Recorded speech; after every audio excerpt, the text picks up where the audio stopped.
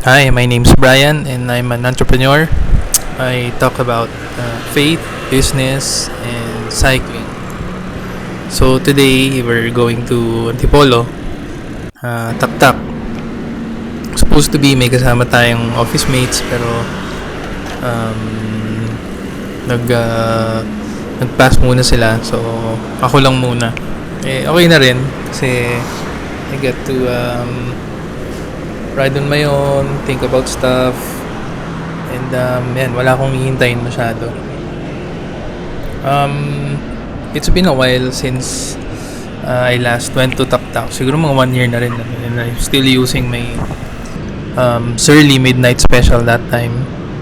Pero ngayon, ang gamit natin is our new Giant Defy Advance. Subukan natin if okay ba siya pang akyat ng Taktak. And our topic for today is ayun nga, why entrepreneurs need a bike. So tatalakayin natin yan. Ano yung mga health benefits, ano yung benefits niya sa business mo, sa creativity, sa problem solving, and of course how it helps with your mental health as well. So as entrepreneurs, we're always looking for ways for an edge, no? How to boost our creativity, how to have the energy para gawin yung mga gusto nating gawin sa business. And minsan may mga problems na nasa-stuck tayo, hindi natin alam anong gagawin. And minsan cycling or any physical activity can help us go through that. Okay, so first reason why entrepreneurs need a bike. Number one, of course, the health benefit.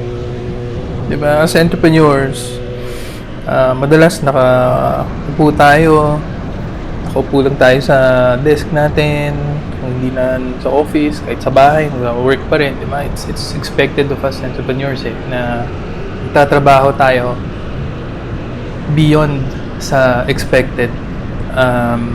So ayun, daming time nakaupo lang tayo, and this sedentary lifestyle is actually pretty harmful sa health natin.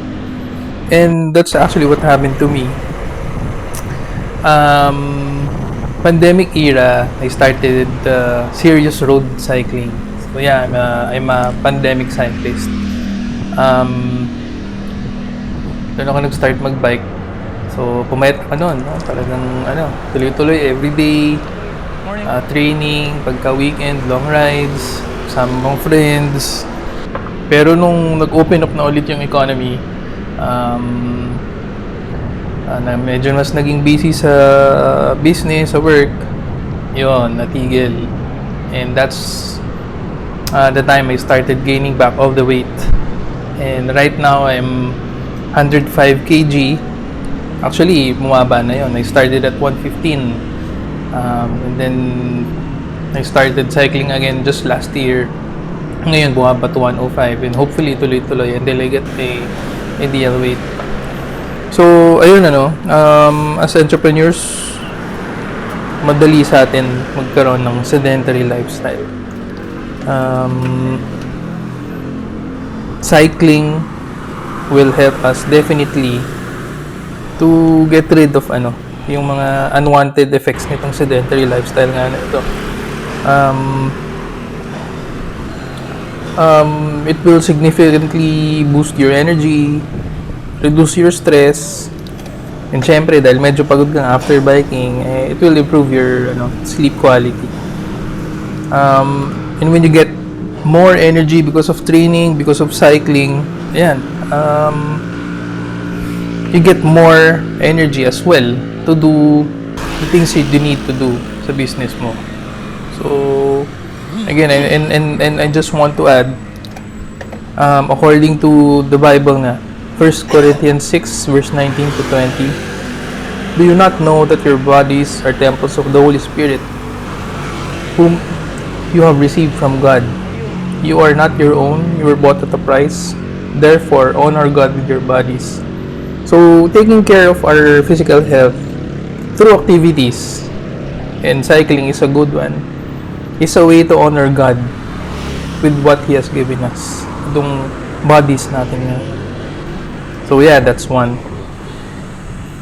Number 2 reason why entrepreneurs need a bike is it will spark your creativity and innovation. Diba? So, beyond the physical benefits, cycling is a powerful tool to boost your creativity. Okay, so bakit ganun, ano? So, sometimes kasi, we need to detach ourselves from what's happening on the ground. Entrepreneurs kasi ano tayo, di ba? Problem solvers. We want to be in the action. Alam dapat natin lahat ng nangyayari. Well, that's just me siguro. Ewan ko sa inyo. But again, if you need to be creative, if you need to come up with new ideas, ang sinasabi nga nila is to detach yourself from the situation muna for a while.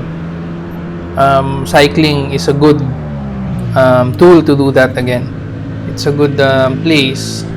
While cycling is a good time, it's a good place na makapag-detach ka from the work, from your business. And sometimes dun lalabas yung ideas. In fact, some of the best ideas that I've had ay naisip ko during while I am biking, when I am cycling. Siguro one good example nito was our my company's reseller program during the pandemic. During biking ko naisip yun. So that time kasi 'di ba sarado lahat ng supermarkets, walang nagbebenta kasi may quarantine. Ang allowed lang is within your lang, 'di ba? Within your barangay. So while out cycling, naisip ko, why not turn the ordinary household mom or kahit yung mga hindi na pumapasok sa office into our resellers. And so we did the whole marketing program with that. We called them Fruit Hectors. Where my company is selling frozen fruits. Dati binibenta namin sa supermarket. Pero during the pandemic, we turned to our resellers. So, which we call as Fruit Hectors. So, di ba, medyo I still think it's a pretty good program back then. And so yeah, so that's number 2. And number 3 reason why entrepreneurs need the bike is that it will train your brain to do problem solving while on the move. One of my favorite quotes from my old boss before, nung fresh graduate ako, pumasok ako sa corporate. Ang sabi niya noon is, we should learn how to build the plane while flying. So, diba? It's ganun din sa pagbabike eh. Yan, while you're on the move, kunyari pababa tayo ng sumulong. May mga lubak, kailangan mong iwasan, you're problem solving on the move, may mga dumidikit na konting mga sasakyan.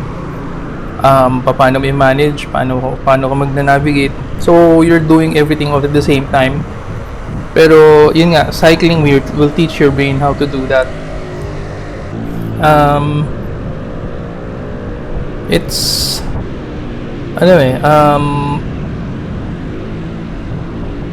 kasi when you're immersed in a tough business challenge, it's easy to focus lang on on all the problems. So puro problema na lang, tapos minsan ayun nga, stress ka, mind block ka. So cycling will teach your brain to look for new ways paano to solve the problems. Kasi ganun ang ginagawa mo habang ikaw ay nagbabike. Diba? And last reason is it's a time for prayer, talking to God, listening to Him. Ako, what I do is during kunyari mga long climbs, ganyan, para lang maalis yung utak ko sa pag-akyat, I pray. And sometimes doon ako kinakausap ni Lord. And iwanan ko lang kayo with this verse, Psalms 46 verse 10, be still and know that I am God. So again, thank you, and I'll see you in the next video.